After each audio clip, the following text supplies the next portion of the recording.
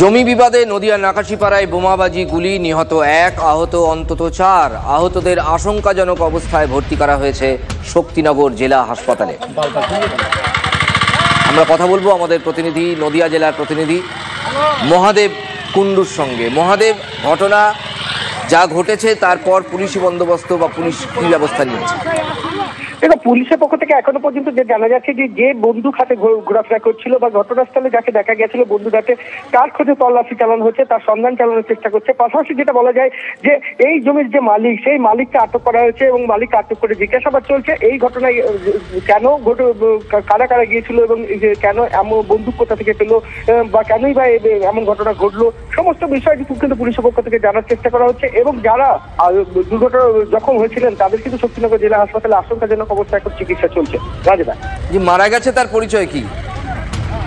দেখো, যিনি মারা গেছেন তিনি একজন কৃষক, তিনি ওখানে চাষ করতেন দীর্ঘদিন ধরে। ওই জমিটি সম্পর্কে এই জমিটি বিক্রি করেছেন যে যিনি, তাকেই কিন্তু আটক করা হয়েছে। বিক্রি করার পর যিনি কিনেছেন নতুন করে সেই জমিটি কিন্তু আটক করা, তাকে জমির মালিককে আটক করা হয়েছে।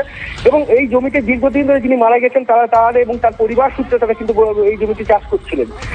আজকে সেই জমি চাষ করতে যাওয়াকে কেন্দ্র করে বা জমির দখল নিতে যাওয়াকে কেন্দ্র করেই কিন্তু দুই পক্ষের মধ্যে বচসা শুরু হয় এবং সেখান থেকে কিন্তু এই গুলি বোমা চলে এবং পুলিশ ঘটনাস্থল থেকে 3 রাউন্ড গুলির খোল উদ্ধার করেছে এবং বোমা সামগ্রী উদ্ধার করেছে।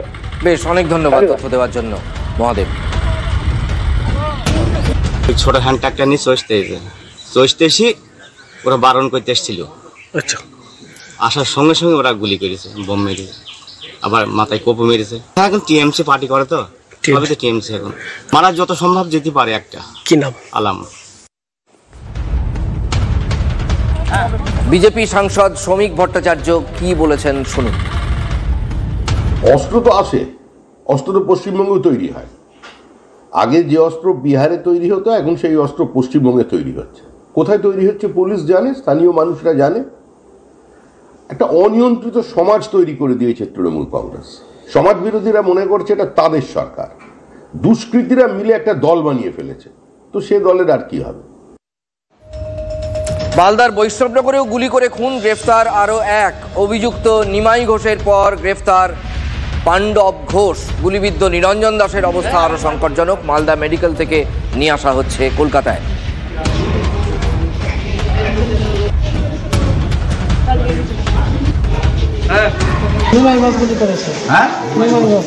নিমাই ঘোষ গুলি করেছে কেন? তোরা কাজে লাইট দিচ্ছে, কিসের কাজ হচ্ছিল? ওই লাইট টানছিল, সোলার লাইট। উনি কাছে যা নিয়ে আসলাম আমরা গাড়িতে, উনি বলছে যে আমাকে গুলি করে দিয়েছে। তো আমরা রাস্তায় পড়েছিল, তো আমরা উঠে নিয়ে আসলাম। দুজন মিলে রাস্তায় পড়েছিল? না, উনি একাই পড়েছিল। আরেকজনও তো ছিল? ওই আরেকজন পড়েছিল, ওকে জানি না আমরা, কিন্তু একে পড়েছিল, ওই রাস্তায় পড়েছিল। তো আমরা উঠিয়ে নিয়ে আসলাম। কে উঠিয়ে নিয়ে আসলাম? গুলি করেছিল তারা পালিয়ে গেছে।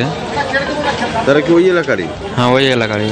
মুখে যা শুনলাম 6 জন বললে মদ নিয়ে ঝগড়া হয়েছিল, বা সেটাই বলতে পারছি, আর কিছু বলতে পারিনি। আমাদের কিছু বলেনি। কজন?